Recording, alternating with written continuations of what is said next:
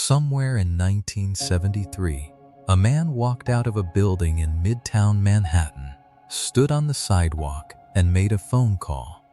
Nothing unusual about that, except the phone in his hand had no cord. No wall, no booth, nothing connecting it to anything at all. He was talking to thin air, and the person he called was his competitor, the man whose company he had just beaten to the most important invention of the century. If you are reading this on a screen right now, or listening to these words in the dark with the device resting somewhere close to your hand, pause for a moment and try to imagine life without it. Not the inconvenience of a dead battery, not the frustration of a dropped call or a slow connection, the complete absence of it. No device, no signal, no number to dial from wherever you happen to be standing. No way to reach anyone unless you were physically near a telephone that was physically connected to a wall that was physically wired into a network of copper lines running beneath the streets. If these quiet journeys through the history of human creation help you rest, consider leaving a like or subscribing. But for now, let the screens fade to black, and let your breathing slow as we drift back into a world that had no wireless signal at all. The year is 1965, and the city is moving at the pace that cities moved before the pocket changed everything. A man in a gray wool suit walks quickly along a Chicago sidewalk, his leather briefcase held at his side, his hat pulled against the October wind that comes off Lake Michigan in long, cold sheets. He is a salesman, and he has spent the last 3 hours driving between client meetings in a company car that smells of cigarettes and vinyl upholstery, and he needs, urgently, to reach his office. Not to check a message, not to answer a notification. He needs to find a telephone. He scans the block ahead with the particular, practiced efficiency of a man who has done this many times, looking for the rectangular outline of a phone booth, the faint gleam of a silver coin slot, the folding glass door that will give him 30 seconds of privacy on a public street. He finds one on the corner, outside a drugstore, its glass panels fogged from the inside by the warmth of whoever last used it. He steps in. He pulls the door shut behind him. The city noise drops to a low, muffled hum. He sets his briefcase on the small metal shelf, fishes in his trouser pocket for a dime, drops it into the slot, and listens to it fall through the mechanism with a soft, familiar click before the dial tone arrives in his ear. He dials 7 digits from memory. He waits. This is how the world worked. Not slowly, exactly, not inefficiently by the standards of the time, but with a particular quality of friction that has since vanished so completely that most people alive today have never felt it. If you needed to communicate with someone and you were not near your own telephone, you found a payphone. If the payphone was occupied, you waited beside it, standing on the pavement, hands in your pockets, watching the person inside with the patient neutrality of someone who has no alternative. If you had no coins, you asked a shopkeeper for change, or you reversed the charges and hoped the person on the other end would accept them.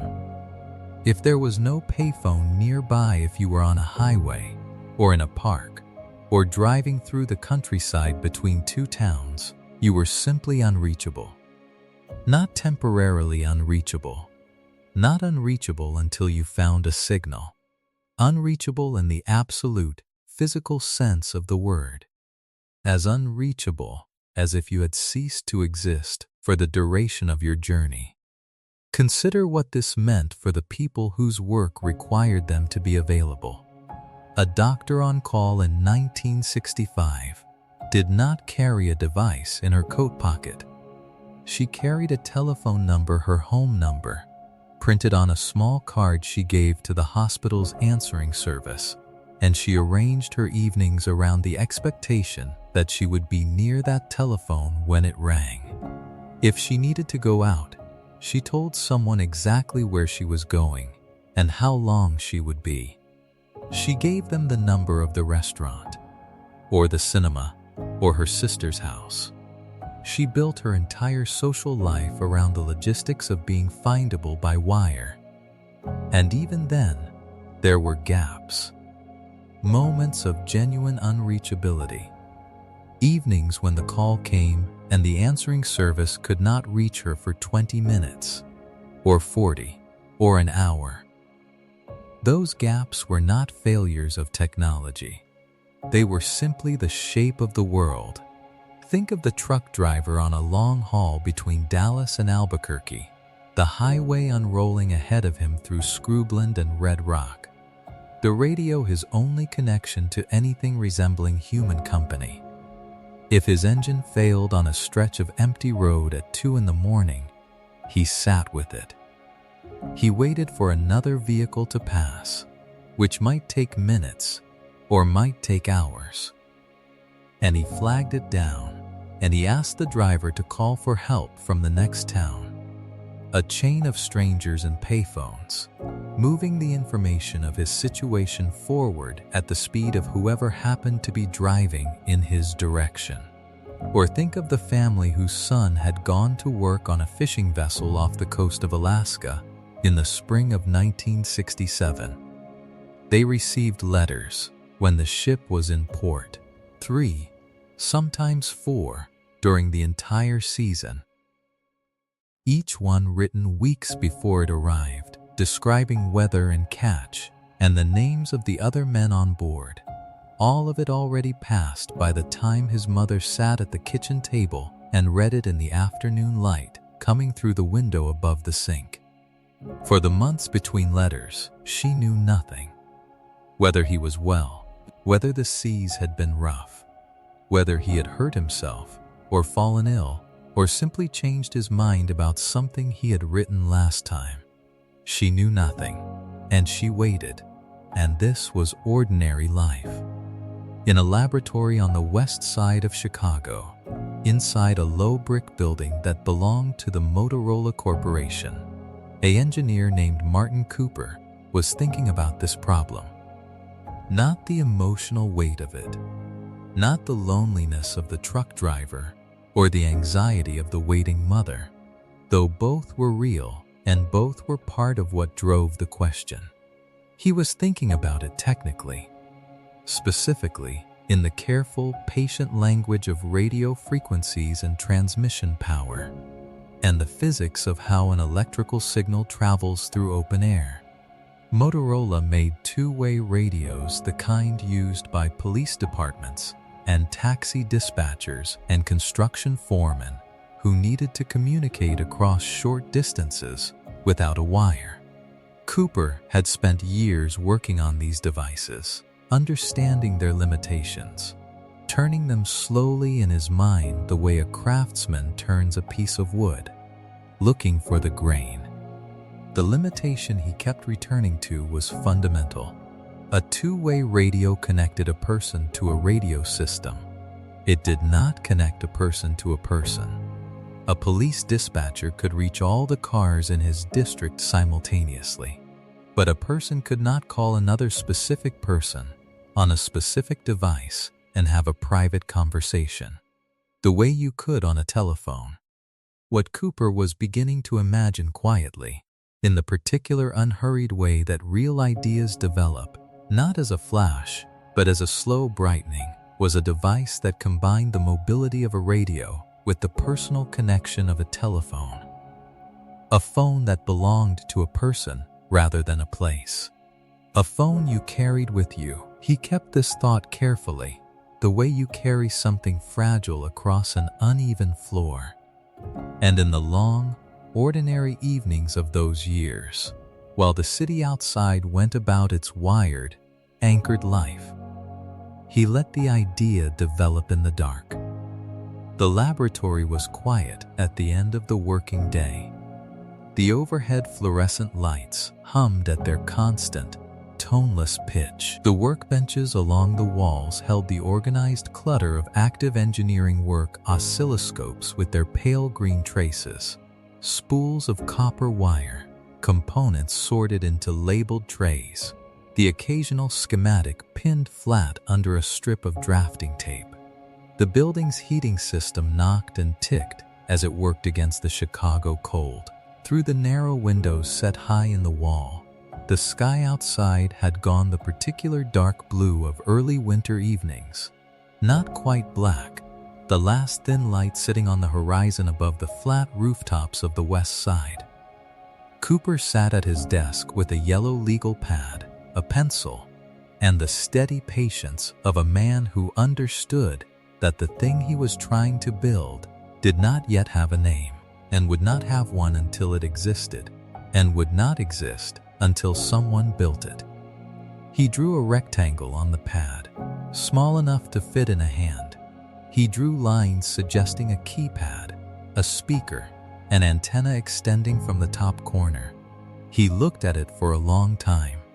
Outside, on the streets below, the people of Chicago made their way home through the cold, their coat collars turned up, their hands in their pockets, each one of them entirely unreachable, until they arrived somewhere that had a telephone attached to a wall.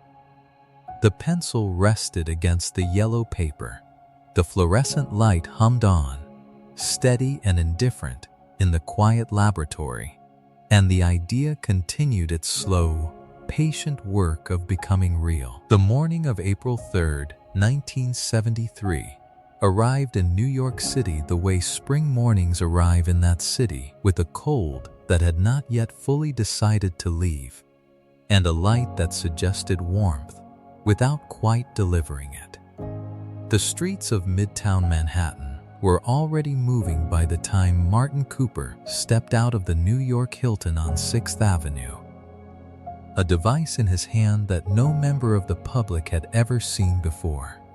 It was large, heavier than it looked, which was itself already heavy. 1.1 kilograms of metal casing, circuit boards, battery cells, and antenna, assembled into a shape that suggested a telephone receiver that had been stretched and thickened and fitted with a keypad along its lower face.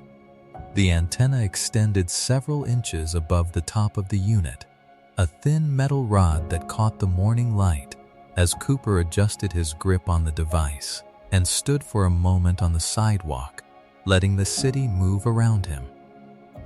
He had been working toward this moment for nearly a decade. Not every day of those years had been spent on this specific device. The work had moved through many iterations, many dead ends, many evenings in the Chicago laboratory, when the gap between what the physics allowed and what the engineering could achieve seemed wider than the previous evening. But the idea had never left him. A phone that belonged to a person, not a place. In the years since that quiet evening when he had first drawn a rectangle on a yellow legal pad, the concept had taken on weight and specificity. He knew, by now, the frequency ranges that could carry a voice signal through open air. He knew the power requirements of a transmitter small enough to hold in a hand. He knew the network infrastructure that would need to exist, the cellular towers, the switching systems, the handoff protocols that would allow a call to continue as the caller moved from one coverage area to another. He knew all of this because he and his team at Motorola had spent years building it, testing it, rebuilding it, and testing it again in the patient, methodical way that engineering actually works, which bears almost no resemblance to the dramatic moments that history tends to remember. What history remembers is the morning of April 3rd. Cooper raised the device, the Motorola Dynatac prototype, not yet a commercial product, not yet named, not yet anything except a working proof that the thing he had imagined was physically possible, and he dialed a number. The number belonged to Joel Engel, Engel was the head of research at Bell Laboratories, the research division of AT&T, and he was, in the most precise professional sense of the word, Cooper's rival. Bell Labs had been working on mobile telephone technology for years, operating under the assumption that mobile phones, when they arrived, would be car phones devices installed in vehicles, drawing power from the car's battery, connected to the cellular network through a roof-mounted antenna. The Bell Labs model was practical. It was technically achievable. It was, by almost every measure, the more reasonable approach. But it connected the phone to the car, not to the person. And Cooper had never been interested in connecting phones to cars. The call connected. Engel's voice came through the receiver, and Cooper spoke to him with the particular calm of someone delivering information he has been waiting a long time to deliver. He told him that he was calling from a handheld cellular telephone, that he was standing on a public street in Manhattan, that the device in his hand was connected to no wire, no vehicle, no fixed infrastructure of any kind beyond the cellular antenna, receiving his signal from a rooftop somewhere above the city. There was a pause on the line. Cooper would recall later that he was not entirely certain what Engel said in response. The conversation was brief. The moment was not accompanied by any particular ceremony, no cameras capturing Cooper's expression. No crowd gathered on the sidewalk to witness the occasion. No formal acknowledgement that something was happening on this ordinary midtown block that had not happened anywhere on Earth before. Only two engineers on a telephone call, one of them standing outside in the April air with a kilogram of circuitry in his hand, the other sitting somewhere inside a Bell Labs office, absorbing information that rearranged the competitive landscape of an entire industry in the space of a few quiet sentences. The pedestrians of 6th Avenue walked past Cooper without slowing. Some glanced at the device in his hand with the mild, untroubled curiosity of city people encountering something slightly unusual, a large object, an unusual shape. A man standing still on a moving sidewalk, and then continued walking. Their attention returned to wherever it had been before. None of them understood what they were seeing. This was not a failure of imagination on their part. The concept of a handheld telephone that required no wire had no existing framework in 1973.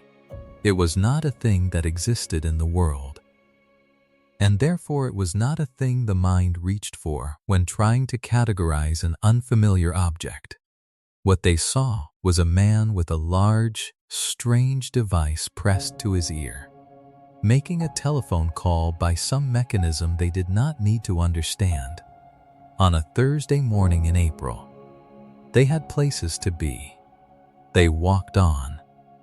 The Dynatac prototype that Cooper carried that morning would not become a commercial product for another decade.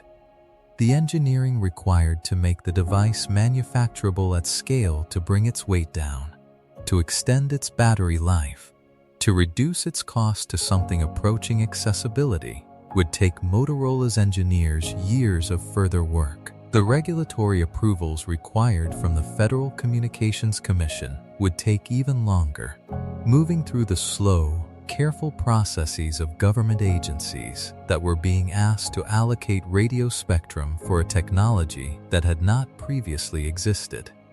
But the proof was there.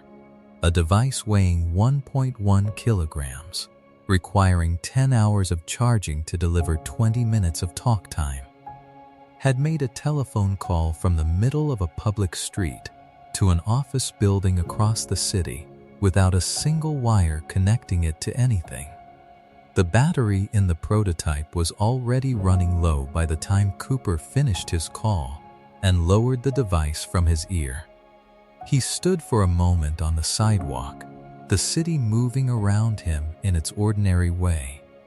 And then, He walked back toward the hotel. The antenna caught the light one more time as he pushed through the revolving door.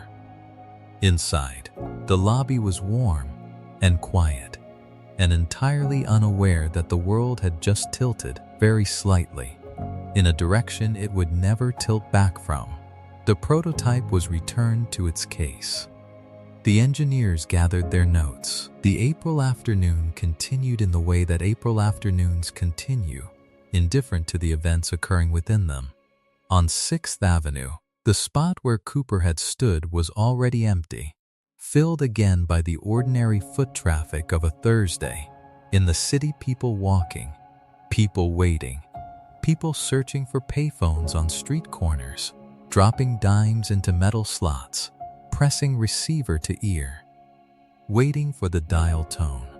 The world had not yet changed, but something had been proven, quietly and without ceremony, on a sidewalk in Manhattan on an ordinary spring morning. And proof, once it exists, is very difficult to put back. 10 years is a long time to wait for something you have already proven possible. Martin Cooper had made his call in April of 1973, and the evidence was clear. The physics were understood, and the engineering path, though long and difficult, was visible to anyone willing to walk it. But between a proof of concept held in one engineer's hand on a Manhattan sidewalk and a device that ordinary people could purchase and carry and use, there existed a distance that could not be crossed by ideas alone. It required approvals and capital and manufacturing processes and infrastructure and the slow grinding patience of organizations moving through all of these things simultaneously, each one dependent on the progress of the others, none of them moving faster than its slowest component. The Federal Communications Commission, the American government agency responsible for allocating the radio spectrum, did not approve cellular telephone service in the United States until 1982, nearly a decade after Cooper's demonstration. The first commercial cellular network in America launched in Chicago in October of 1983, serving a coverage area that extended across the city and its immediate suburbs. Operating on infrastructure that had taken years to plan, permit, and construct. And on the first day that network was open for business, a device became available to purchase that would define the entire first chapter of the mobile phone's existence. The Motorola Dynatac 8000X was not a small object. It stood 33 centimeters tall, roughly the length of a man's forearm from wrist to elbow, and it weighed 794 grams, which is to say it weighed nearly as much as a full bottle of wine, distributed along a shape designed to be held against the face. Its casing was black plastic, hard and slightly textured, warm to the touch after a few minutes of use from the heat of the electronics inside. Along its lower face sat a numeric keypad, the buttons slightly raised, each one producing a soft click when pressed. Above the keypad was a small display, a single line of green digits showing the number being dialed, or the elapsed time of a call, or the battery status, depending on what the phone was currently doing. The antenna extended from the top, a telescoping metal rod that pulled out to its full length before a call and clicked back down to its shortened position when the phone was returned to its case. The case was a rectangular leather pouch, carried over the shoulder or set on a desk, and it held the phone in a slot designed to keep the antenna protected when the device was not in use. The price was $3,995. In 1983 dollars, this was a significant sum equivalent to approximately $12,000 in the purchasing power of the early 2020s. It was the price of a modest used car. It was several months of rent in most American cities. It was not, by any reasonable calculation, a device intended for general public use. The people who bought the Dynatac 8000X in its first years of availability were, with very few exceptions, wealthy businessmen who needed to be reachable during the long hours they spent away from their desks. Wall Street traders for whom the ability to receive a call 30 seconds sooner than a competitor might represent a meaningful financial advantage. Lawyers, executives, real estate developers, people whose professional lives placed a premium on availability that justified an expenditure most households would have found difficult to imagine. The phone became almost immediately a symbol, not of communication exactly, of status, of a particular kind of success that expressed itself through access to things that others could not yet afford. The Dynatac 8000X appeared in the hands of characters in films and television programs as a shorthand for wealth held loosely by men in expensive suits, carried into restaurants, set on the table beside the breadbasket as a declaration of arrival. The device itself was indifferent to this symbolism. It was simply a radio transmitter and receiver connected to a keypad and a small speaker, doing the thing it had been designed to do. But objects do not control their own meanings, and the meaning the Dynatac accumulated in those early years was one of exclusivity. While the phones sat in the hands of the wealthy, the infrastructure that would eventually bring mobile communication to everyone else was being quietly assembled across the American landscape. Cellular networks operate on a principle established in the theoretical work of Bell Labs engineers in the late 1940s, a principle that divides a geographic area into small overlapping zones called cells, each one served by its own low-power transmitter and receiver mounted on a tower. When a caller moves from one cell into an adjacent one during a call, the network performs a handoff, transferring the call from the tower serving the first cell to the tower serving the second in a process fast enough that the caller typically does not notice it occurring.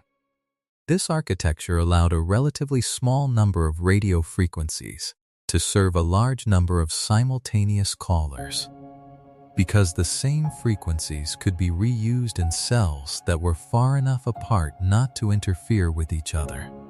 The towers that implemented this architecture were appearing on rooftops across American cities in the early and middle years of the 1980s. Steel structures, usually bolted to the highest available surfaces. Their antenna arrays aimed in carefully calculated directions to produce the desired coverage patterns. They were not beautiful. They were not intended to be. They were infrastructure, in the plainest sense of the word, functional, purposeful, designed to serve a single narrow requirement and entirely indifferent to the visual environment they occupied. Most people who walked beneath them did not look up. By 1984, there were approximately 300,000 mobile phone subscribers in the United States. By 1985, the number had grown to 500,000. By 1987, it had passed 1 million. Each of these figures represented a person, almost always a professional, almost always a man, almost always in a major city, who had decided that the cost of cellular service was justified by the utility it provided. Monthly service fees in the early years ran to hundreds of dollars, in addition to the initial cost of the device. Calls were billed by the minute at rates that made every conversation a small financial calculation. The phones themselves were evolving, though slowly. By the middle of the decade, devices had appeared that were designed to be used in vehicles mounted in the center console of a car, drawing power from the car's electrical system, with a handset connected by a coiled cord to the base unit. These car phones were heavier and less portable than the Dynatac, but they offered longer call times and a more stable connection, and they did not need to be carried or charged separately from the vehicle. For some users, the car phone was the more practical choice. For others, the handheld remained preferable despite its weight and its limitations, because it could go where the car could not. The battery remained the device's most stubborn problem.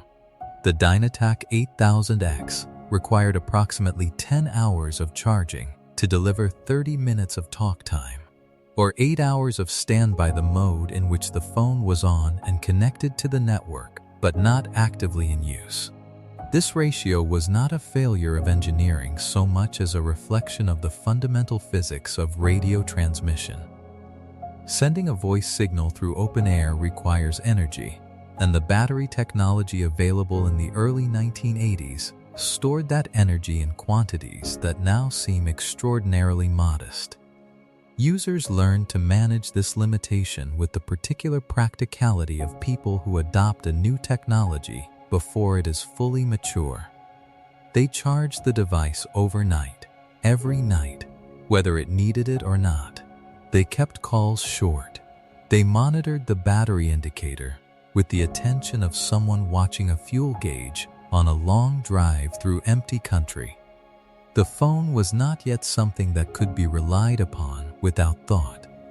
It was something that required management, accommodation, a slight reorganization of habits to keep it functional. And yet people did this, willingly and at considerable expense, because the alternative, the payphone on the corner, the coins in the pocket, the unreachability of the open road, was something they had decided, each in their own way, they were done with. In the late evenings of the decade, in the quiet of office buildings after the workday had ended, cleaners moved through the floors of investment banks and law firms and real estate companies, emptying waste baskets and wiping surfaces, and occasionally pausing to look at the devices sitting in their charging cradles on the desks of the people who could afford them. Black plastic. A glowing green digit or two showing the battery status. The antenna folded down to its short position. The city outside the windows was full of payphones, their coin slots and dial tones and 30-second increments of connection, their folding glass doors and metal shelves, and faint smell of cigarette smoke from whoever had last used them. And on the desk, in its cradle, the Dynatac sat charging through the night, its battery drawing current slowly from the outlet in the wall, preparing itself for another day of being carried into the world and pressed against a human ear. The city hummed its constant, low hum. The device charged on, in the dark. While America built its cellular networks the way America tends to build things quickly, competitively, and without much concern for whether the various pieces would work together, Europe was doing something quieter, and in the long run, considerably more consequential. The problem with the American approach was not that it failed.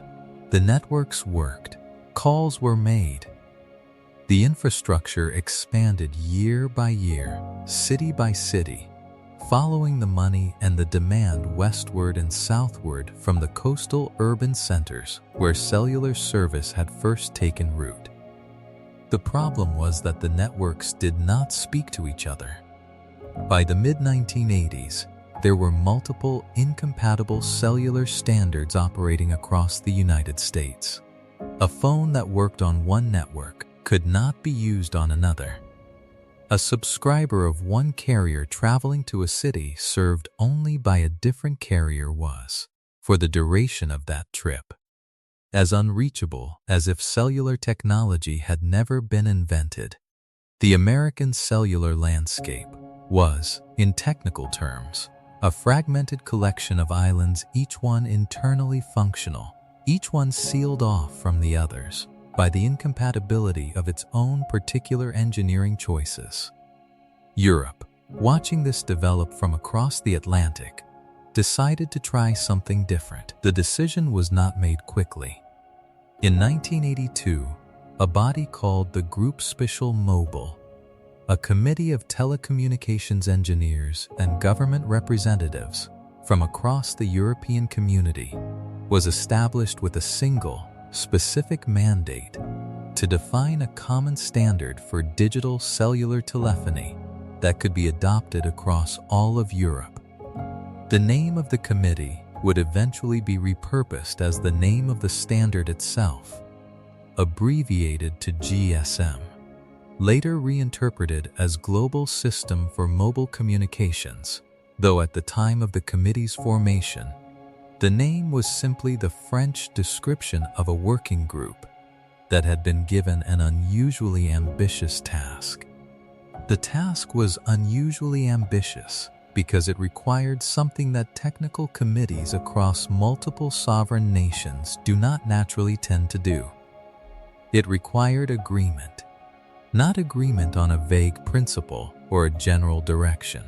Agreement on specific technical parameters, the frequency bands the system would use, the method by which voice signals would be digitized and compressed, the protocols by which phones would communicate with towers, and towers would communicate with each other, the security systems that would protect calls from interception, the methods by which a subscriber's identity would be verified, and their account charged for usage. These were not simple questions.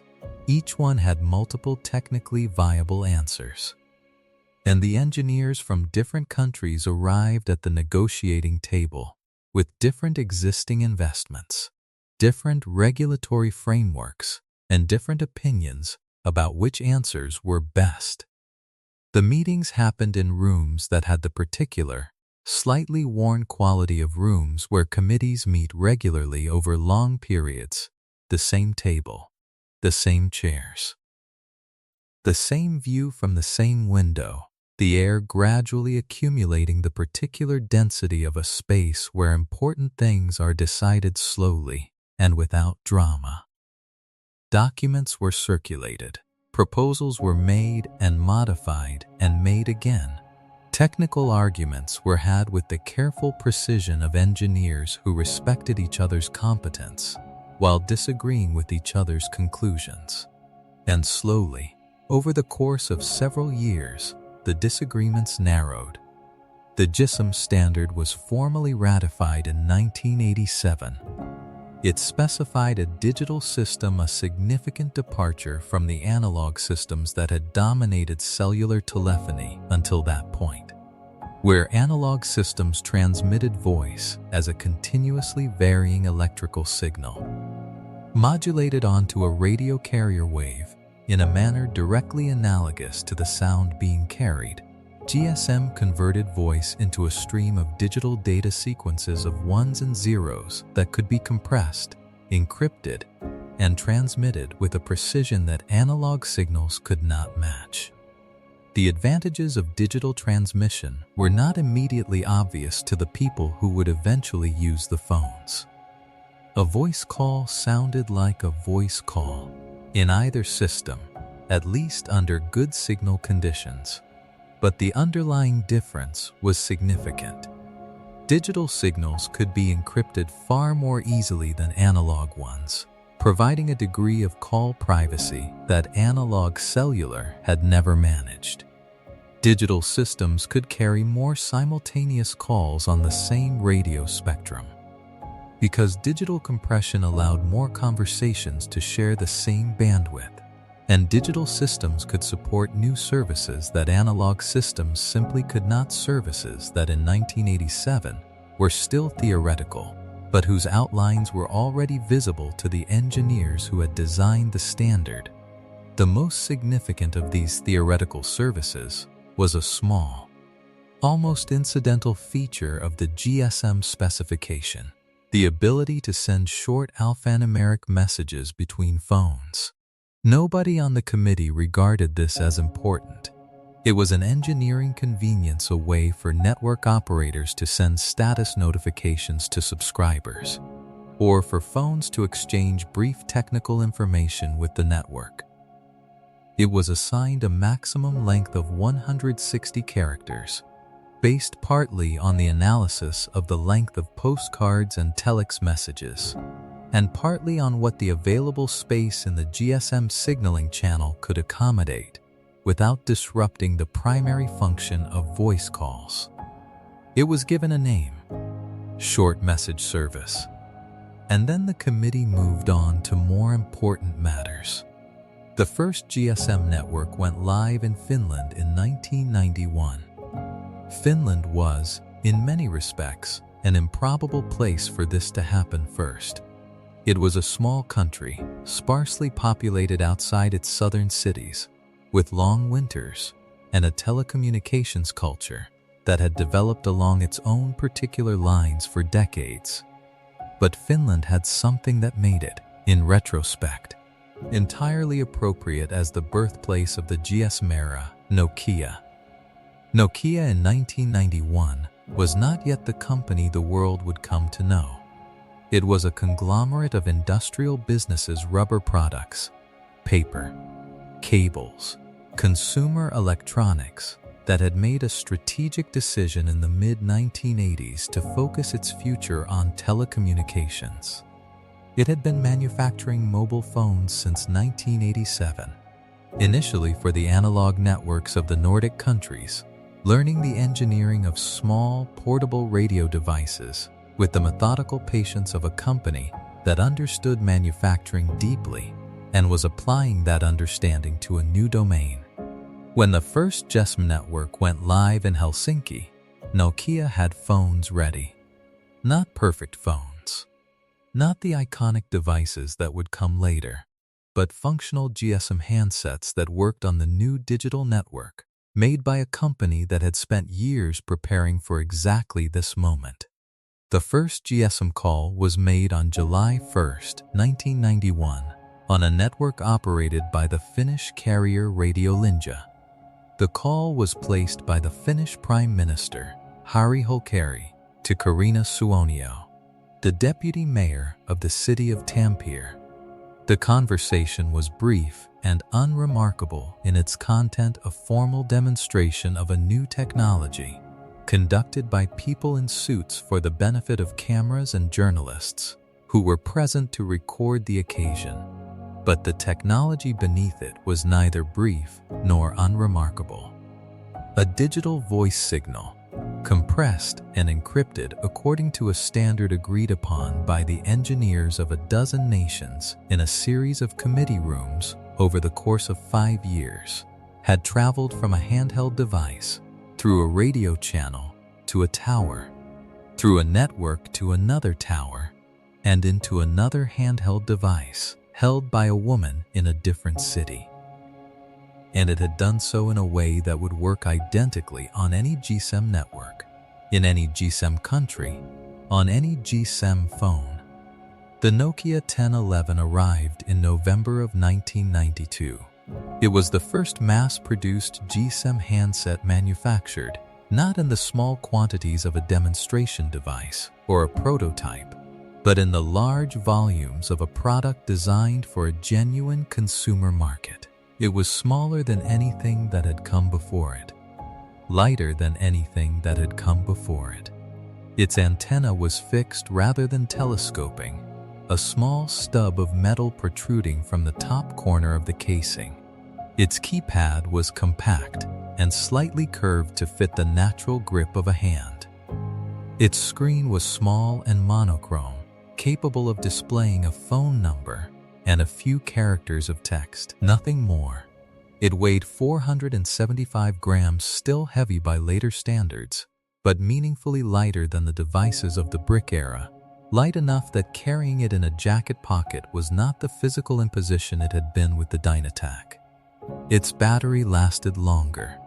Not dramatically longer, not yet, but measurably, noticeably longer than the devices of the previous decade. And it cost less. Not inexpensively, the Nokia 1011 was still a purchase that required consideration, a device that belonged to professionals and the reasonably prosperous, rather than to everyone. But the direction was clear. The price was lower than it had been. The size was smaller. The weight was less. The battery was better. These improvements were not dramatic in isolation. Each one, measured against the device of the previous year, was incremental, a few grams lighter, a few hours longer, a few $100s cheaper. But the direction was steady, and the direction was unmistakable. In the quiet offices of the group Special Mobile, the final meetings of the standard setting process had concluded years before the Nokia 1011 reached the hands of its first buyers. The engineers who had spent those years in committee rooms arguing about frequency bands and compression algorithms had moved on to other projects, other committees, other rooms. The documents they had produced sat in filing systems and reference libraries, dense with technical notation, consulted by the engineers who were now building the networks and the devices the documents described. Outside, across Europe, the towers were going up, steel structures on rooftops, antennas aimed in their calculated directions, each one serving its hexagonal cell of geography, each one connected by cable or microwave link to the switching centers that routed calls from tower to tower and country to country. The infrastructure was patient and silent and entirely invisible to the people whose voices it would carry. And in a factory in Finland, the Nokia 1011 moved along its assembly line, one unit at a time, each one a small, solid, unremarkable object that was about to begin a journey into the pockets of the world. The standard had been agreed. The network was being built. The phone was ready. What came next was simply time and the slow, steady accumulation of people who decided that the device in their pocket was no longer a luxury. It was a necessity. The most important feature of the mobile phone was never supposed to exist. It was not designed with intention, or developed in response to demand, or launched with any expectation that it would become significant. It was a technical footnote in a much larger document, a small mechanical convenience included almost by accident, assigned a character limit based on the length of postcards, and then quietly forgotten by the people who had put it there. It was called the short message service, and it would change the way human beings communicate with each other more fundamentally than almost anything that came before or after it.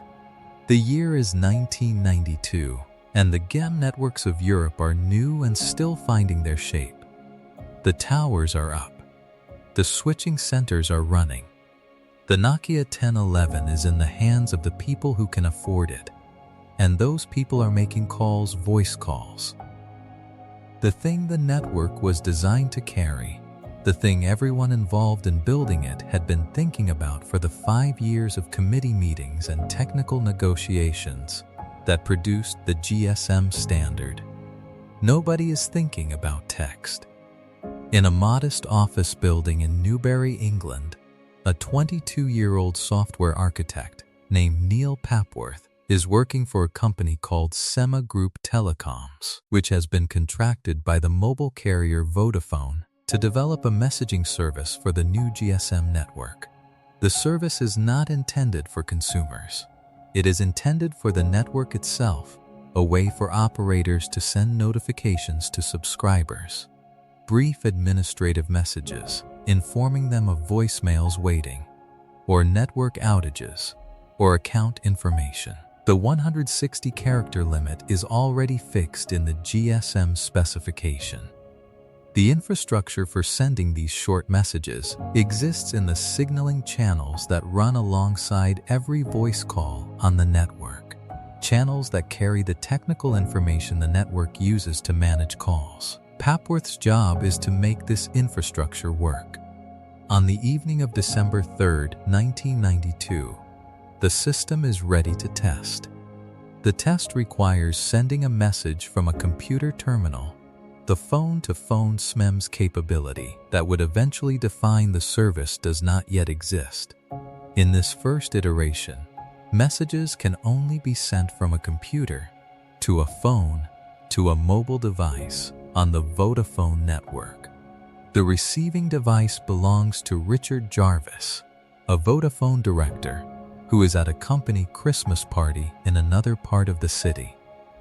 Papworth sits at his computer terminal.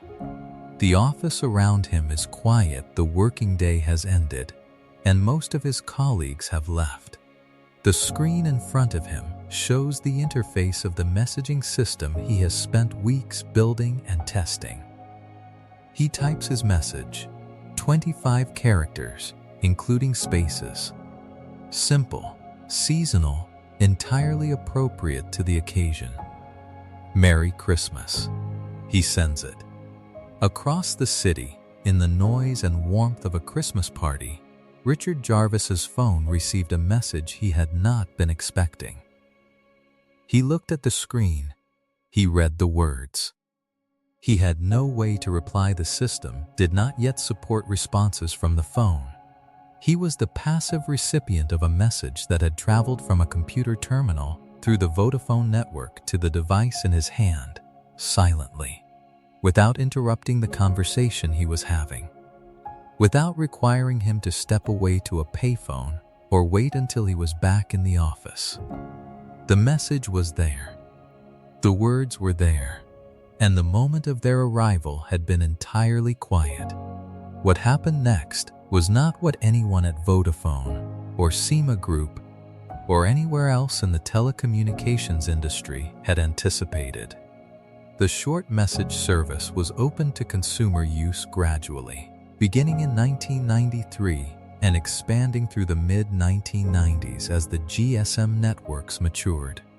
The early pricing was an afterthought. Operators charged very little for SMEMS because they expected very little usage. The service occupied spare capacity in the network's signaling channels, capacity that was going to exist regardless of whether anyone used it, so the marginal cost of carrying a text message was effectively nothing. Users discovered it quietly, without fanfare, the way people discover things that fill a need they had not consciously identified. Voice calls required both parties to be available simultaneously. They required a quiet environment, or at least a tolerable one. They required a certain threshold of attention and effort. Dialing, waiting for the ring, the back and forth of spoken conversation, the social obligation of a proper ending. A text message required none of this. You wrote it when you had a moment. The other person read it when they had a moment. The exchange happened asynchronously, in the margins of other activities, without demanding the full attention of either party at any specific time. This was not something the designers of SEMS had been trying to achieve. It was simply what the medium turned out to be, and it turned out to be exactly what an increasingly mobile, increasingly busy population needed. The numbers grew in a way that surprised everyone. In 1995, the average GSM subscriber in Europe sent approximately 0.4 text messages per month. By 1999, that number had risen to 35 messages per month. By 2001, it was over 70. The growth was not linear. It was the kind of growth that reflects a behavior becoming habitual slowly at first, as people discovered the capability and began incorporating it into their routines, and then faster, as the people around them began using it too, creating a network of text-capable contacts that made the service more valuable with every person who joined it. The 1160-character limit, chosen almost arbitrarily from the length of postcards, turned out to be a constraint that shaped behavior in ways nobody predicted. Messages had to be short. Economy of language was not optional, it was enforced by the medium itself. Users developed abbreviations, truncations, the shorthand of a written language under pressure. And these shortcuts spread through the user base with the organic speed of things that solve a genuine problem.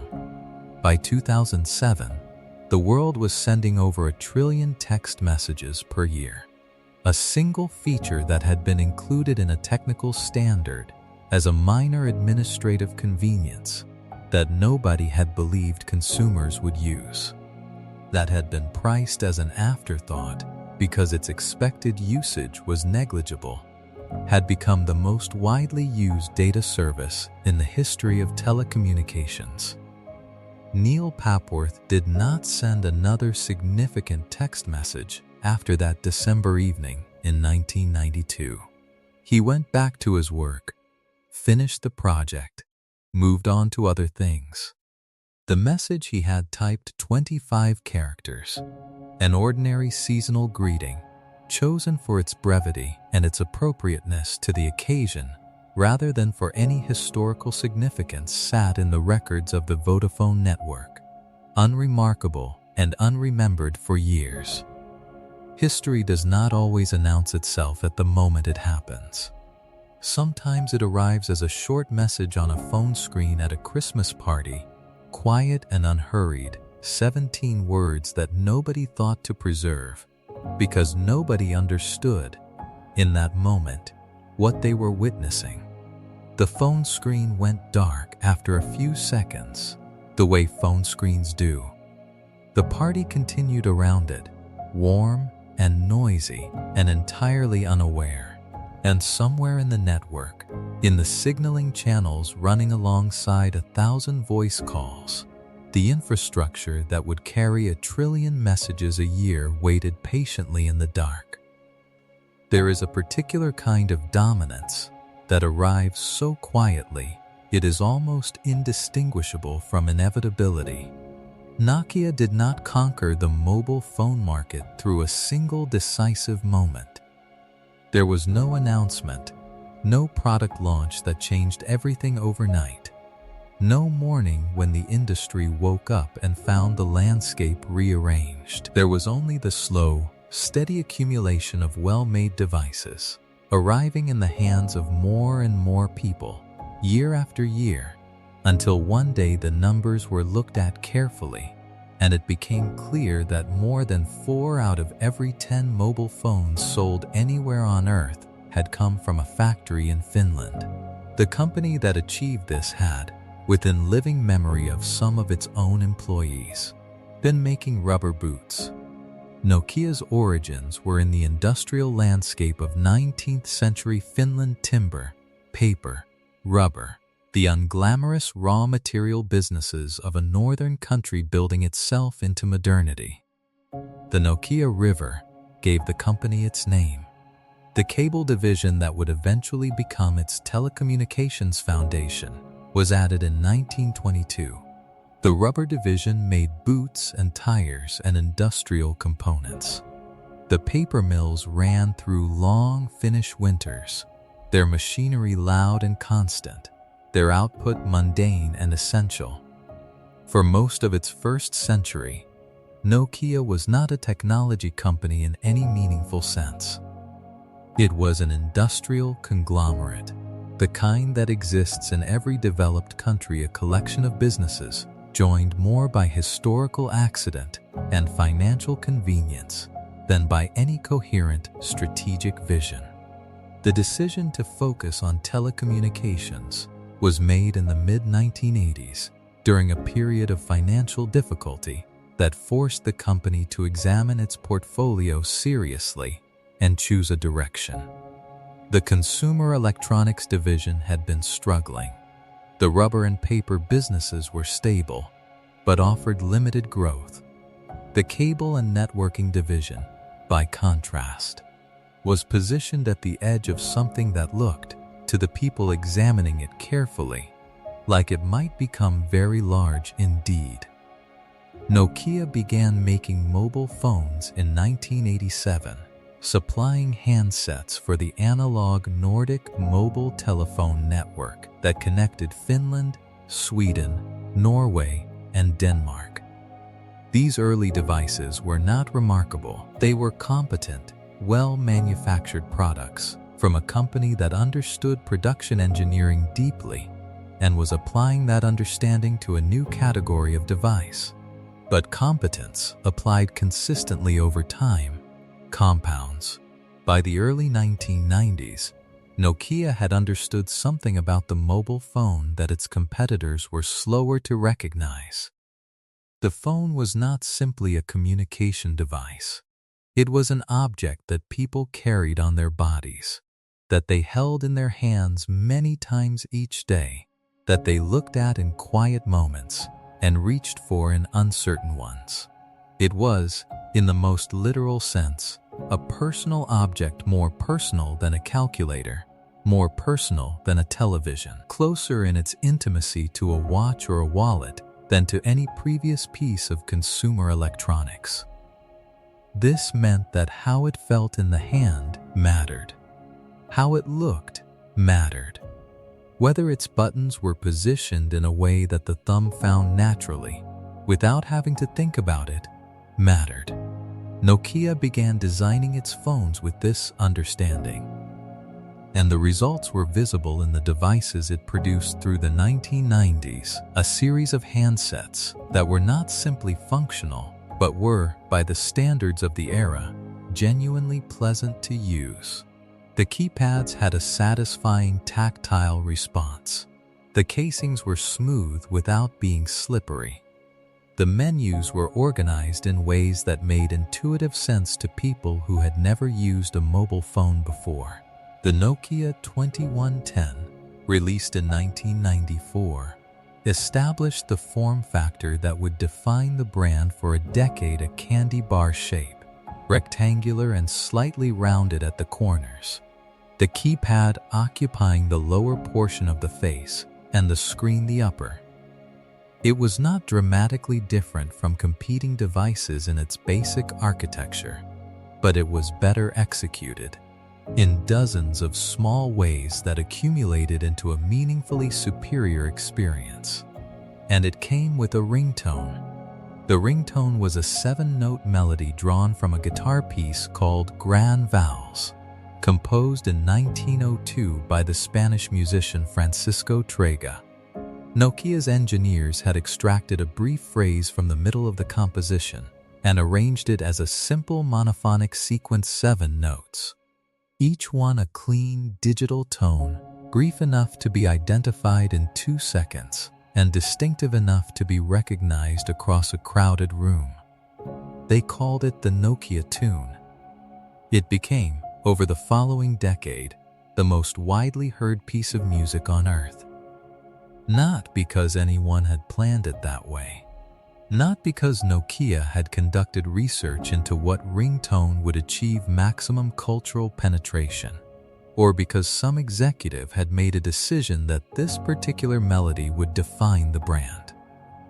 It happened because the phone sold, and the ringtone came with the phone. And as the phones multiplied in pockets and handbags across the world, the sound multiplied with them. In offices and restaurants, and train carriages and hospital waiting rooms, the 7 notes played, and people reached for their pockets, and the melody became woven into the sonic texture of daily life in a way that no piece of music had ever been woven before, not through radio play or deliberate promotion, but through sheer, quiet ubiquity. The Nokia 3310 was released in September of 2000, and it became the most beloved consumer device of its era. Not the most technically advanced, not the most feature-rich, not the first to offer any particular capability that its competitors lacked. The most beloved. It weighed 133 grams light, enough to forget it was in a pocket. Its battery lasted, in normal use, several days between charges, which was a liberation from the anxious battery monitoring habits that earlier mobile phone users had developed. Its casing was made of a hard, slightly flexible plastic that absorbed the impact of being dropped on tile floors and concrete pavements and the inside of bags with unceremonious contents, and continued to function without visible damage. Nearly 130 million units were sold between 2000 and 2005. The people who bought it were not all wealthy professionals making considered purchasing decisions. They were students and shopkeepers and grandmothers and teenagers and truck drivers, the full, unfiltered cross-section of the population of a dozen countries, each of whom had concluded, in their own particular way, that a mobile phone had become a necessary part of daily life rather than a luxury accessory. The Nokia 3310 came with a game called Snake. Snake was not a new concept in 2000. A version of the game had appeared on Nokia phones as early as 1997, and the underlying idea, a line that moves across a screen, grows longer as it consumes objects, and ends when it collides with itself, or a wall, had existed in various forms since the earliest days of video gaming. But the 3310 put Snake into the hands of 130 million people, many of whom had never played a video game before, and the result was a quiet behavioral shift that nobody in the mobile industry had planned for. People played it while waiting. In queues, in waiting rooms, on public transport. In the brief interstitial moments between one activity and the next, the phone came out of the pocket. The Snake game loaded in its simple, monochrome world of dots and lines, and the thumbs began their patient navigation. The phone had become, for the first time, something that occupied attention rather than simply transmitting it. Not for hours at a time, not with any of the consuming intensity that would characterize phone use in a later decade, but for minutes, quiet minutes of private engagement with a small screen in the otherwise unoccupied margins of daily life. It was a behavior that would grow and deepen and eventually reshape the relationship between human attention and the devices in human hands in ways that the designers of Snake could not have begun to predict. Inside Nokia, through the late 1990s and the early years of the new century, the numbers were extraordinary. Market share above 40%, revenue growing year after year. Manufacturing facilities running at capacity across Finland and Germany and other locations, producing devices in volumes that no single company had ever produced consumer electronics before.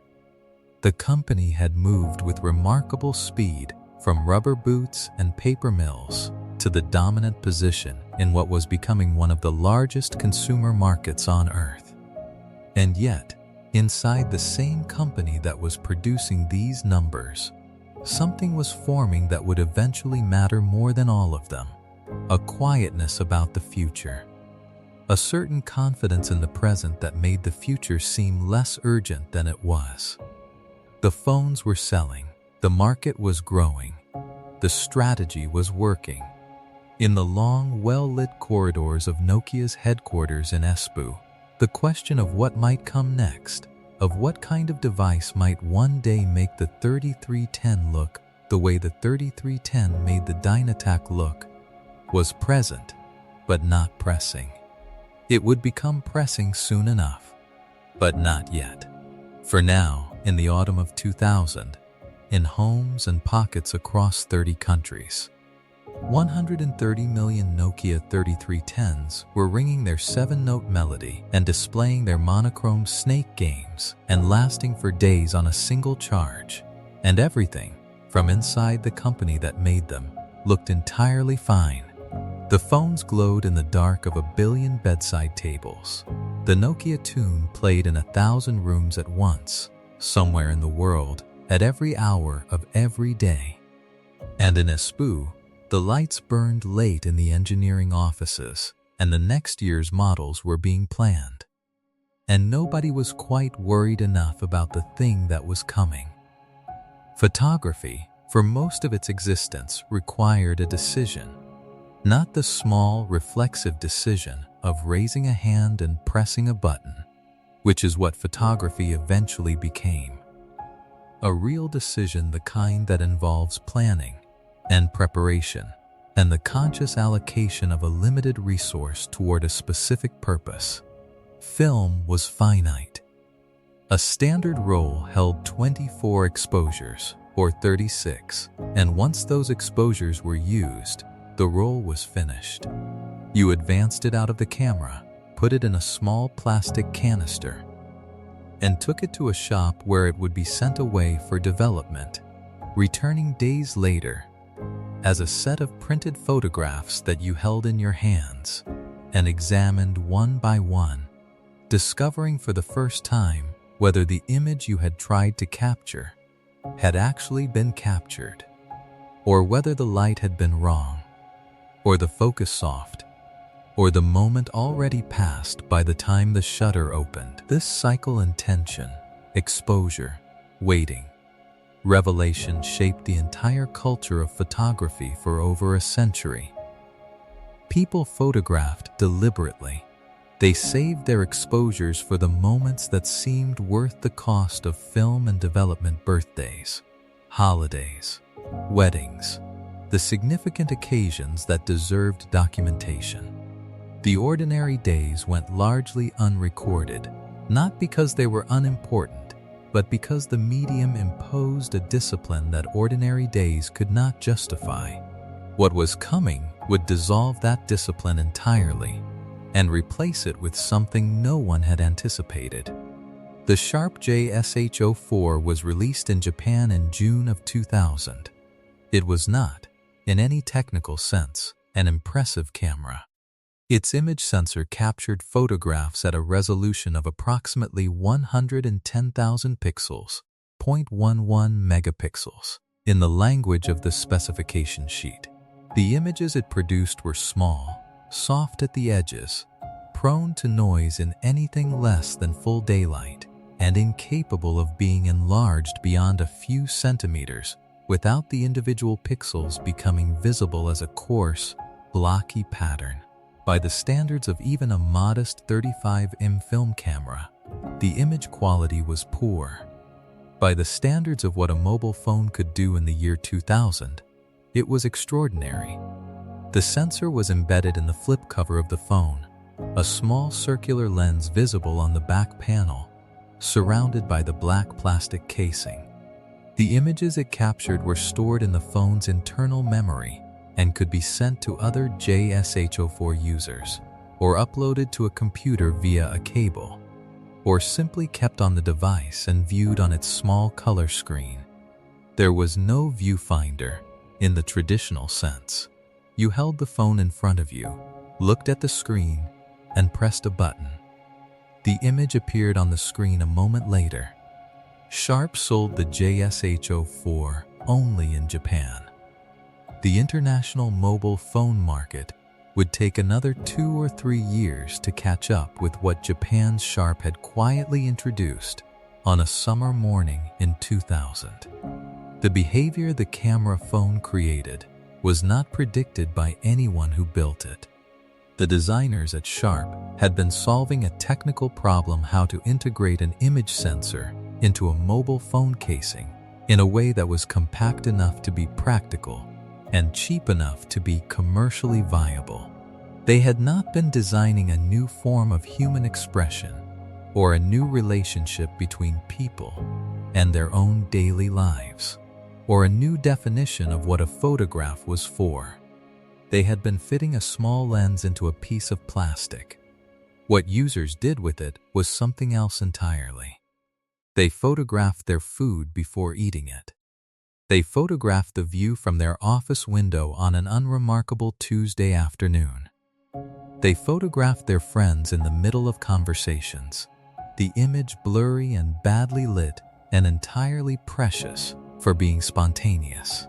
They photographed the small, passing moments that no one had previously thought worth the cost of film: a funny sign on a shop front, a cat sleeping in an unusual position, the particular quality of light on a street they walked down every day. The camera phone did not make people better photographers. It made photography free of consequence, and that freedom changed everything. When a photograph cost nothing, no film, no development, no waiting, the calculation that had previously governed every shutter press simply disappeared. You photographed not because the moment was significant enough to justify the expense, but because the moment was in front of you and the camera was in your hand. The mobile phone manufacturers of Europe and America watched the JSH-04's reception in Japan with the careful attention of people who understand that Japan's consumer electronics market tends to preview behaviors that will eventually appear everywhere. By 2001 and 2002, camera-equipped phones were appearing from Nokia, Sony Ericsson, and Samsung, each one offering slightly better image quality than the last, each one slightly smaller and slightly more integrated into the phone's overall design. The Nokia 7650, released in 2002, brought the camera phone to European and American markets in a form that felt genuinely mature: a 0.3 megapixel sensor, images that could be sent via MMS to other phones, a color screen capable of displaying photographs with some fidelity to the original scene. It was not a good camera, measured against any external standard, but it was always in your pocket. And always in your pocket turned out to matter more than technically superior in a bag at home. The MMS multimedia messaging service was the natural successor to SM's, designed to carry images and audio and short video clips between phones in the way that SM's carried text. It was slower than SM's. It was more expensive. It was, in the early years of its deployment, incompatible across different carriers in ways that made sending a photo from one network to another a more complicated process than it should have been. But people used it anyway, because the desire to share an image the moment it was taken to show someone else the thing you were looking at right now, across whatever distance separated you, was a desire that turned out to be almost universal once the possibility existed. This was new. Not the desire to share experiences that was as old as language, but the ability to share a visual record of a specific moment at the moment it was occurring, to collapse the distance between what you were seeing and what someone else could see, to make the private visible to the distant in real time. Nothing like it had existed before. By 2003, camera phones were outselling standalone digital cameras worldwide. This was a statistic that required a moment of consideration to fully absorb. Dedicated digital cameras devices, designed specifically to take photographs, with larger sensors and better lenses and more sophisticated controls than any phone could accommodate, were being outsold by devices whose primary function was still, technically, to make telephone calls, and whose cameras were secondary features of modest technical merit. The reason was not that camera phones took better photographs. They did not. The reason was that camera phones were always there. A standalone digital camera, however good, had to be brought along deliberately. It had to be charged and remembered and carried in a bag or a pocket separate from everything else. It was a piece of equipment whose presence required a decision. The camera phone required no decision. It was already in your pocket, charged from the previous night, present in every moment of every day, simply because the phone itself was present. Availability, it turned out, was more powerful than quality. In the middle years of the decade, a new behavior was becoming visible in public spaces across the world. People at concerts held their phones above their heads, the small screens glowing in the dark as they recorded performances that would be watched once on a small screen and then forgotten. People at restaurants arranged their plates and held their phones above them at the particular angle that produced the most favorable light. People at family gatherings handed phones around the table, squinting at small screens, laughing at images that had been taken 30 seconds earlier. The photograph had stopped being a record of the significant. It had become a reflex, an automatic response to the present moment, a way of touching experience that was neither fully participating in it nor fully standing apart from it, but something new and difficult to name. This reflex would deepen and intensify and eventually reshape the entire structure of social life in ways that nobody standing in a restaurant in 2004, phone held above a plate of food, could have imagined. But the seeds of all of it were in the small, circular lens on the back of the Sharp JSH04, pressed into a flip cover of black plastic in a factory in Japan. In the summer of the year 2000, the photographs taken on those early camera phones are difficult to find now. They were not archived with any care. They lived on phone memories that were eventually erased when devices were replaced, or on computers that failed, or on early social platforms that no longer exist in the form they had then. They were blurry and small and technically poor by every measure that has ever been used to evaluate photographs.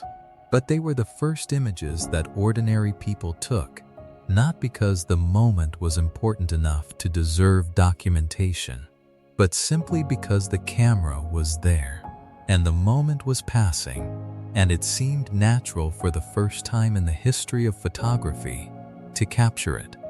The lens was small, the sensor was modest, the image quality was poor, but the impulse behind it was something entirely new, and once it existed, it never went away. Steve Jobs had announced products before, many times, in many rooms, with the particular theatrical patience of someone who understood that the reveal is only as powerful as the silence that precedes it.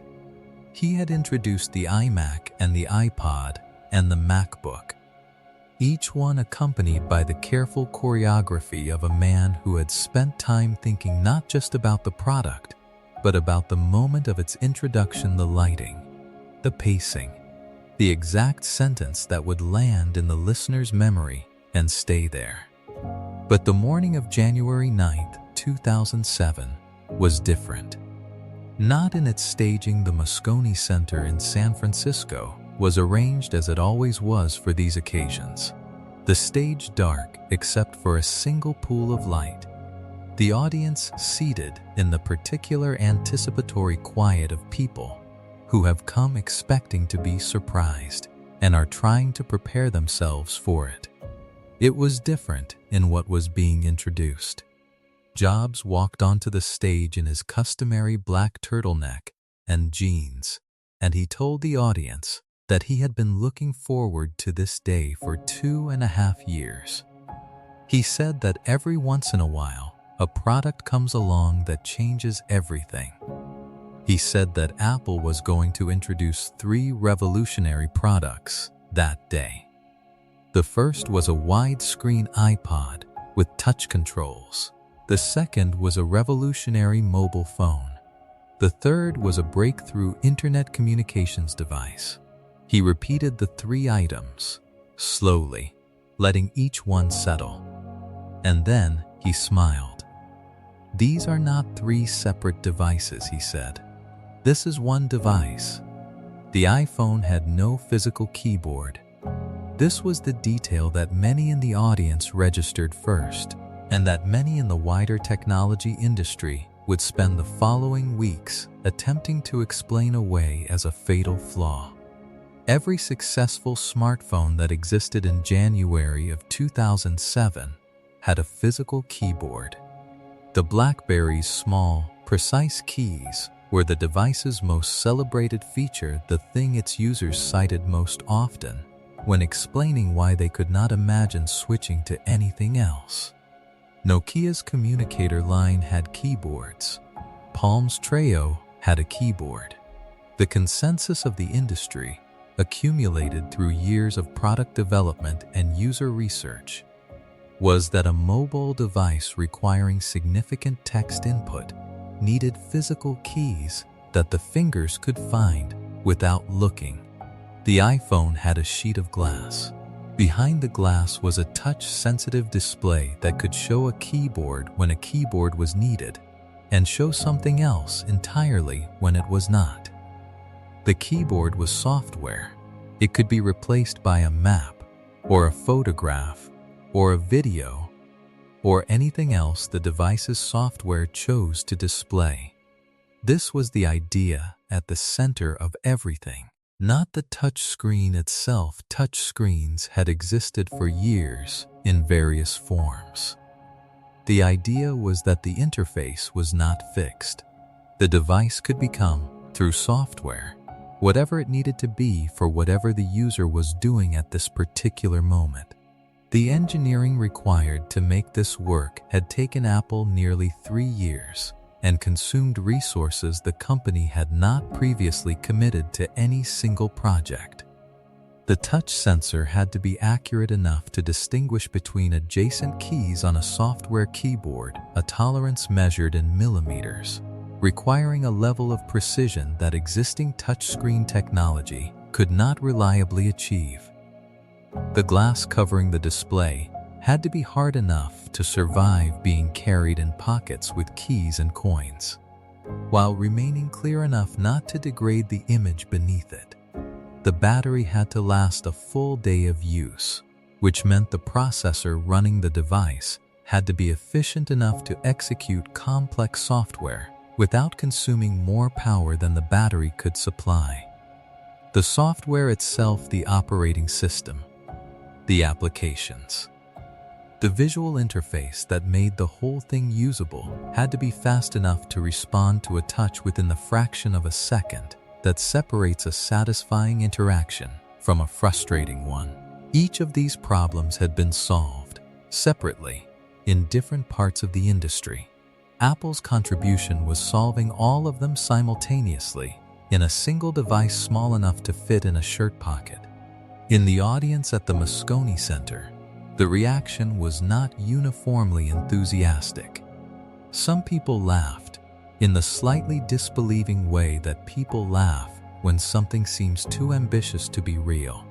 Some went very quiet, the way engineers go quiet when they are rapidly calculating in their heads whether what they are being shown is actually possible, and arriving at the uncomfortable conclusion that it is. Outside the auditorium, in the offices of Nokia and BlackBerry and Motorola, the reaction when the news arrived was more complicated.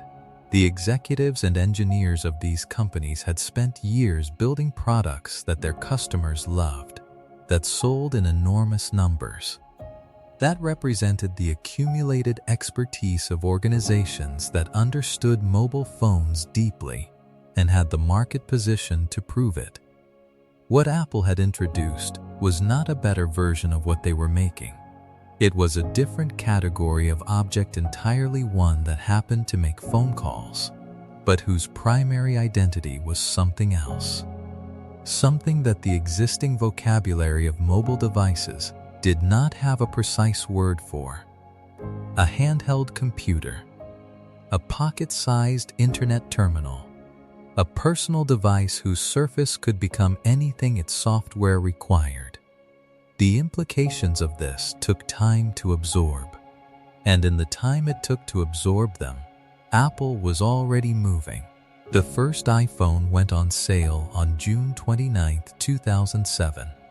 Outside Apple stores in American cities, people had been waiting in lines that stretched around blocks and down sidewalks for hours, some of them through the night, sitting in folding chairs with coffee cups and sleeping bags, willing to exchange a night of sleep for the ability to hold the device on the day it became available rather than the day after. This behavior was not, in itself, new. People had waited in lines for concert tickets and limited edition trainers and the previous year's iPod.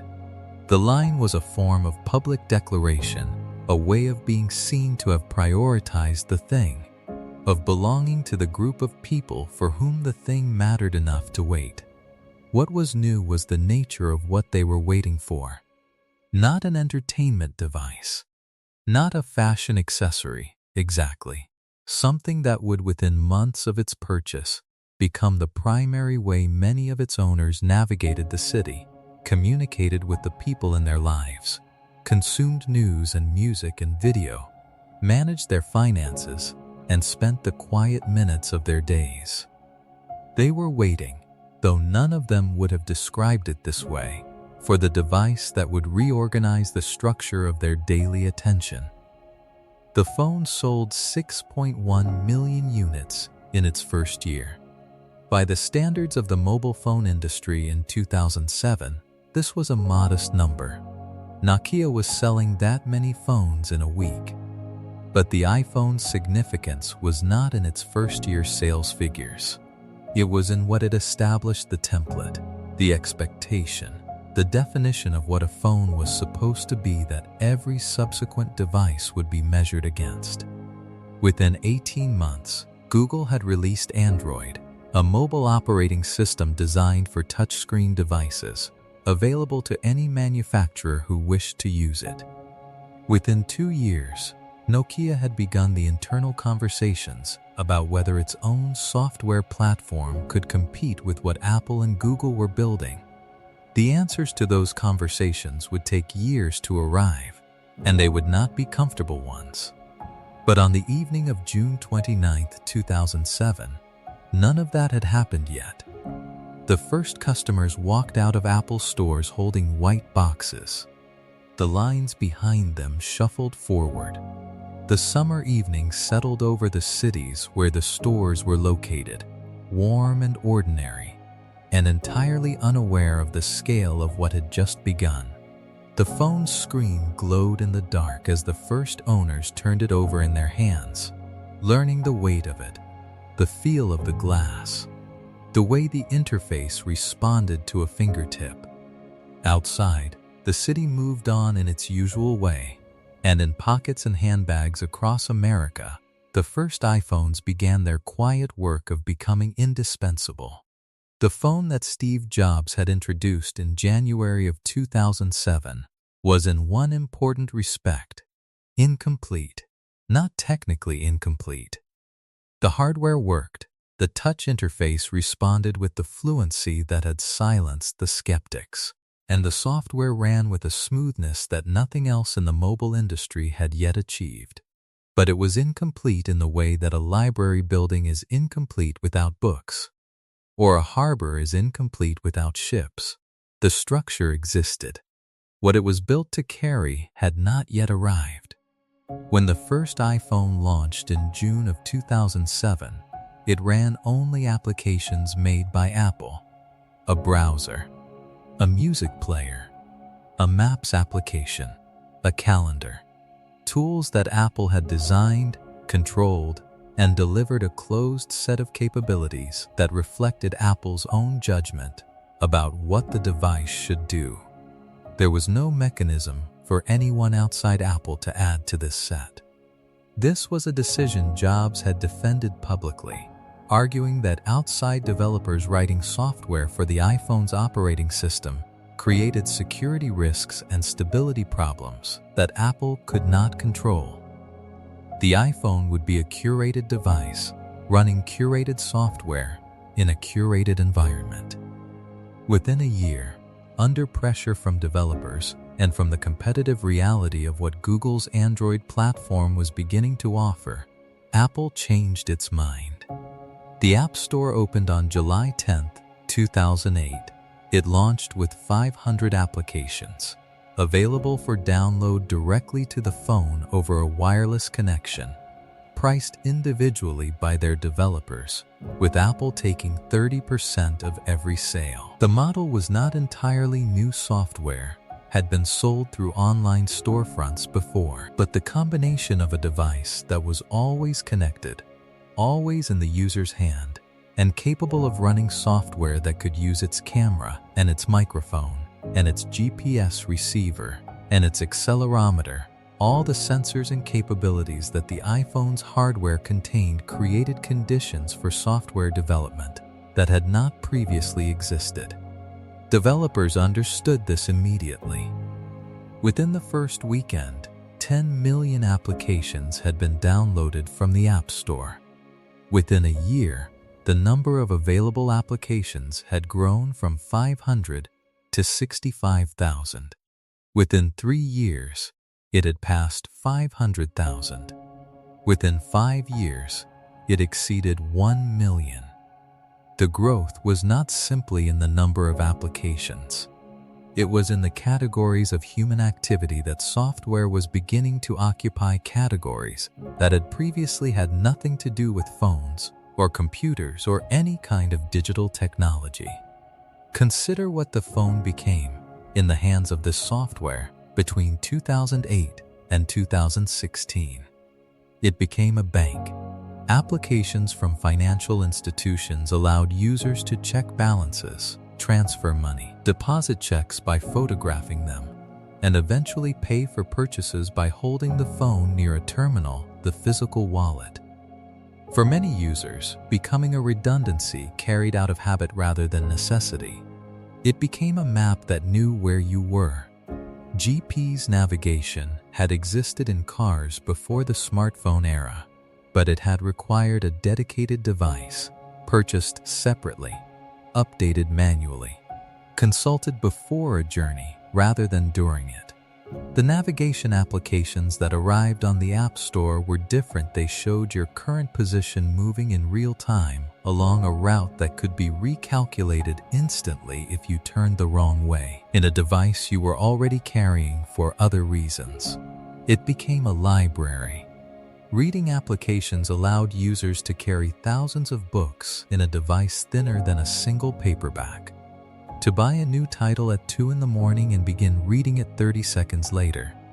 To look up a word without setting the book down.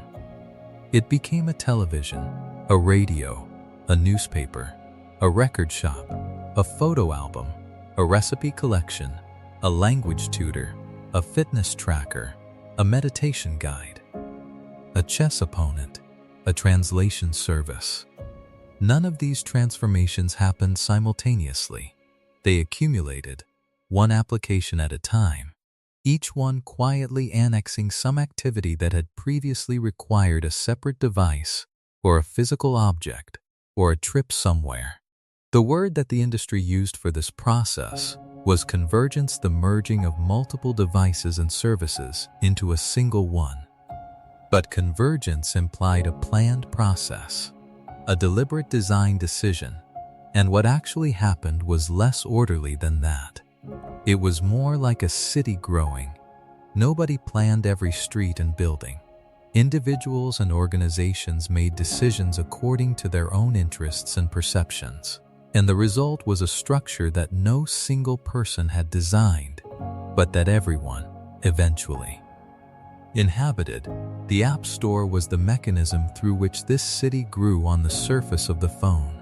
Each application was a small building, some useful, some unnecessary, some so precisely fitted to a specific human need that once discovered they became indispensable within days. And the city grew without limit, because the land it occupied was infinite. The effect on human attention was gradual enough that it was difficult to perceive as it was happening. In 2008, the average American spent approximately 18 minutes per day using their mobile phone. By 2016, that figure had risen to approximately 4 hours and 7 minutes. This number deserves a moment of stillness to absorb. 4 hours every day on a device that 8 years earlier, most people had used for 18 minutes.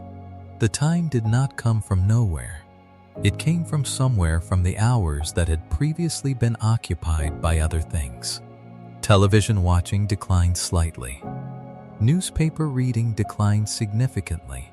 The quiet, unoccupied minutes that had previously existed in the margins of daily life, the minutes of waiting, of commuting, of sitting in a room with nothing particular to do were filled, not always with things that felt like choices, often with things that felt like reflex the hand reaching for the phone in a moment of stillness.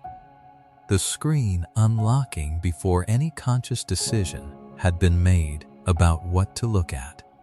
The minutes accumulating in the particular, slightly dissociated way of time spent scrolling. Social media platforms arrived on the App Store and grew with a speed that surprised even their creators.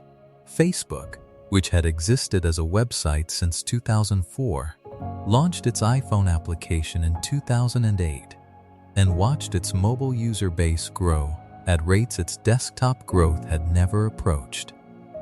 Instagram launched in October 2010 and reached 1 million users in 3 months. Twitter, Snapchat, WhatsApp, each one occupied a slightly different territory in the landscape of social connection, and each one found in the smartphone a distribution mechanism of extraordinary power. The phone was already in everyone's pocket. The applications simply had to be downloaded. WhatsApp in particular changed the texture of personal communication in a way that SMIMS had changed it 15 years earlier, but faster and more completely. Group conversations became possible. Voice messages could be sent asynchronously. Photographs moved between people not as MIMS messages charged by the carrier, but as data, free at the point of sending, instant at the point of arrival. The geography of friendship changed quietly. Maintaining a close relationship with someone who lived in another city or another country required less effort than it previously had. Not no effort, but less.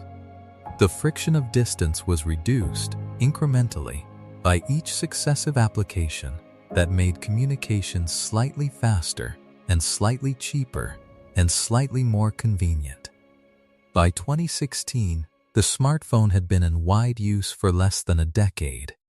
In that decade, it had become the primary camera for the majority of its users, replacing dedicated devices that had been improving for a century. It had become the primary navigation tool, replacing printed maps and dedicated GPS units.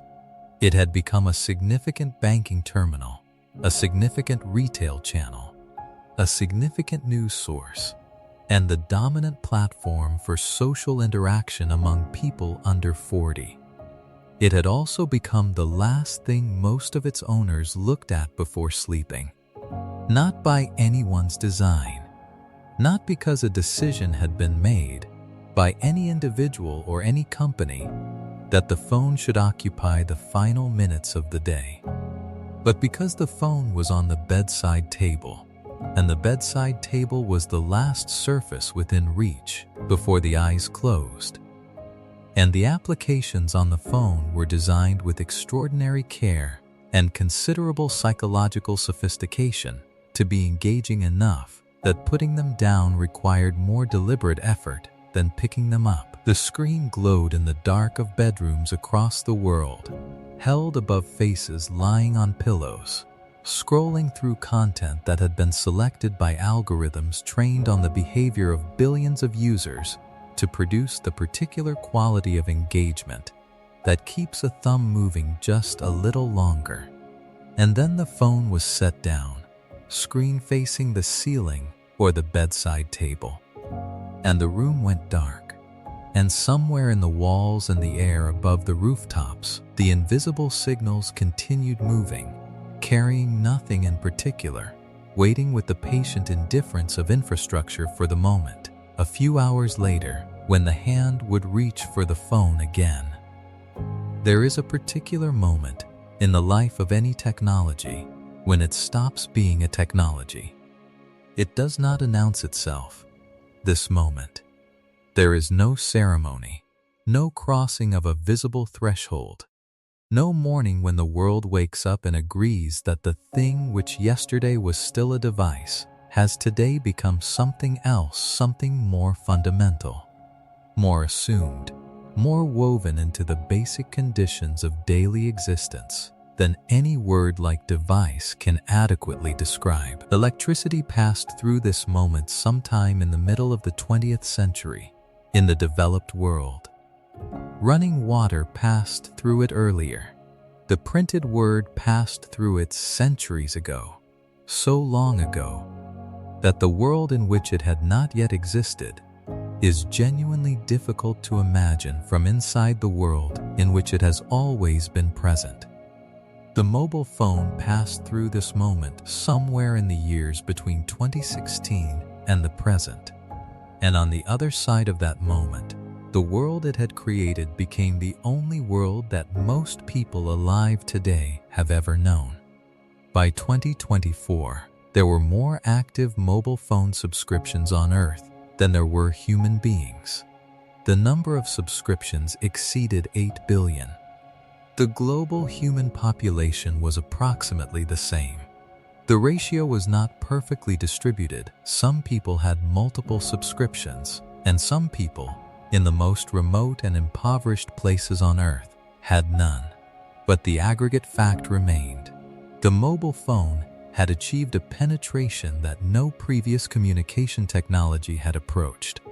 The telephone, at its peak landline penetration in developed nations, had reached perhaps one per household, a shared device, fixed to a wall, serving a family rather than an individual. The mobile phone had gone further than that, becoming in many parts of the world a personal object carried by individuals rather than shared by families, present in pockets and hands from early adolescence onward. In countries that had never built significant landline infrastructure, much of sub-Saharan Africa, large parts of South and Southeast Asia, the mobile phone had not replaced an existing communication system. It had arrived as the first one. In rural Kenya, the mobile phone had done something that decades of development economics had struggled to achieve.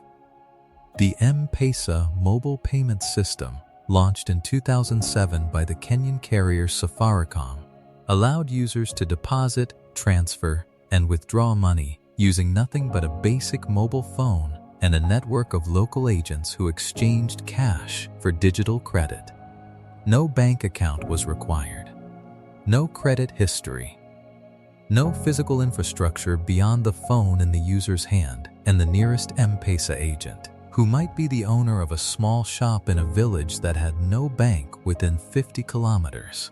By 2023, M-Pesa was processing transactions equivalent to nearly half of Kenya's gross domestic product. A farmer in a rural county could receive payment for his crop from a buyer in Nairobi without traveling to a bank, without handling cash that could be lost or stolen on a long journey, without waiting for a check to clear through a system that might take days or weeks. The money arrived as a notification on a screen in seconds and could be spent or saved or transferred further with the same ease. This was not a story about technology. It was a story about what happens when communication infrastructure reaches people who had previously existed outside it, the quiet, enormous shift in agency that comes from being connected rather than isolated. The infrastructure that made all of this possible was itself largely invisible. Undersea cables, bundles of fiber optic strands enclosed in protective sheathing, laid along the ocean floor by specialized ships that moved slowly across the surface, while paying out cable into the deep water behind them, carried the majority of the world's international data traffic. The cables entered the ocean at landing stations on coastlines, modest buildings whose bland exteriors gave no indication of the volume of information passing through them at any given moment.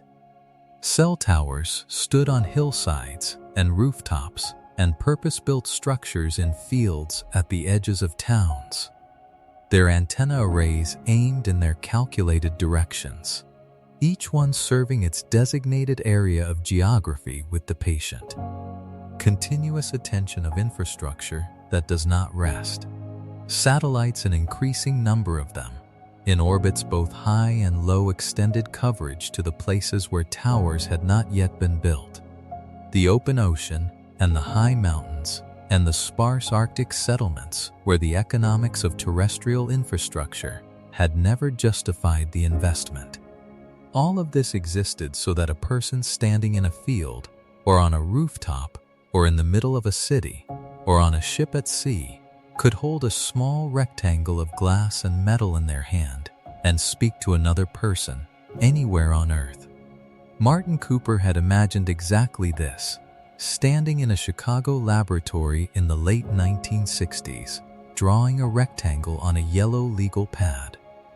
The rectangle in his drawing and the rectangle in a billion pockets were separated by half a century of engineering, and the distance between them was, in one direction, almost incomprehensible.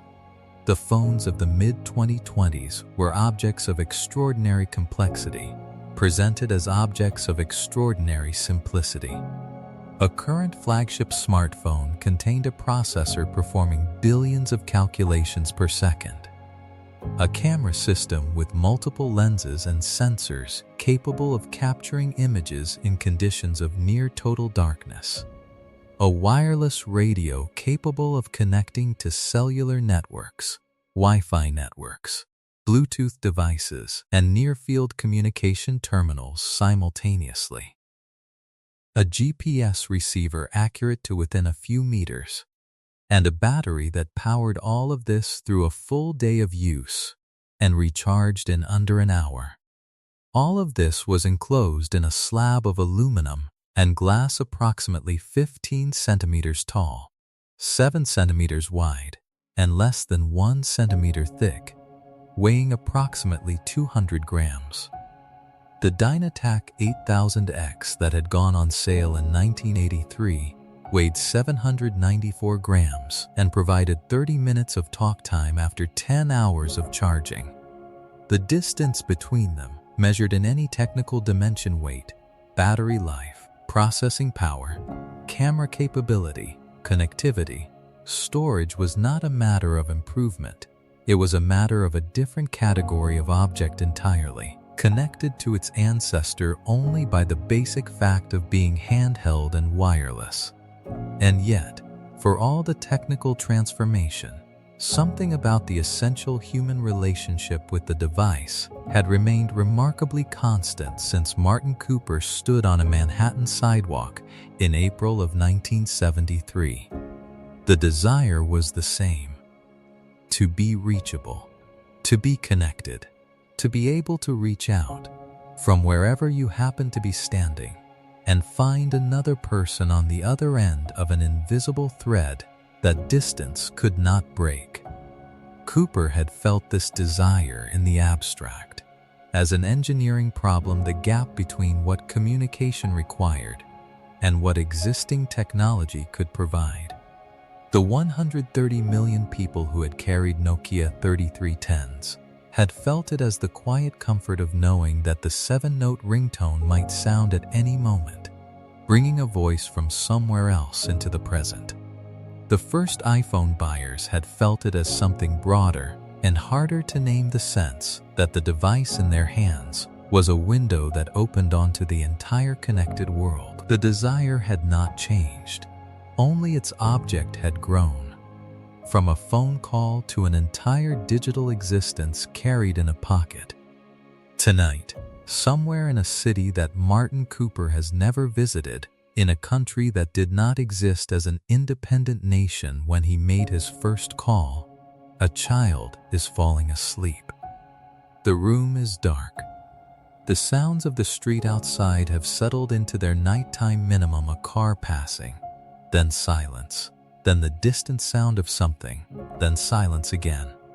On the bedside table, the phone rests face down, its screen dark, its signals still moving invisibly through the walls and the air above the rooftops. It has been put down deliberately, which required more effort than picking it up. The child's breathing slows. The room grows quieter. Outside, the towers stand in their positions across the city. their red warning lights blinking in slow, steady rhythm against the dark sky, patient and indifferent, serving their cells of geography through the night without pause. The cables beneath the streets carry their invisible rivers of data. The satellites trace their silent arcs across the upper atmosphere. The infrastructure of a connected world breathes on, as it always breathes, without rest, without awareness of the sleeping rooms it serves. And on the bedside table, the phone rests in the dark, its battery slowly drawing down through the hours, its screen showing nothing, its signals reaching for the nearest tower with the quiet, continuous insistence of something that has learned, over 50 years of slow and patient becoming, that connection is not a feature. It is the whole point. It has always been the whole point. From the first brick-shaped device held on a Manhattan sidewalk to the sliver of glass resting on a billion nightstands tonight, the point was never the device. The point was the other person, waiting on the other end of the signal. The point was not being alone. Sleep well. If this quiet journey through the history of mobile phones helped you rest tonight, a like or subscribe means the world. Sleep well.